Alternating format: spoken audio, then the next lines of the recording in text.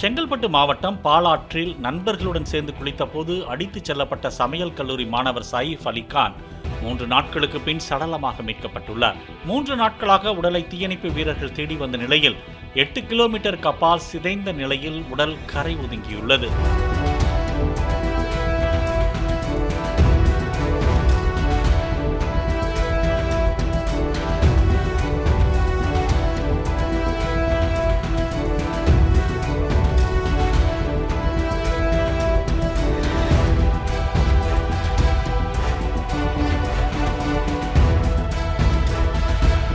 Play store மற்றும் app ஸ்டோரில் இருந்து பாலிமர் செயலியை QR கோடு மூலம் பதிவிறக்கம் செய்யுங்கள்.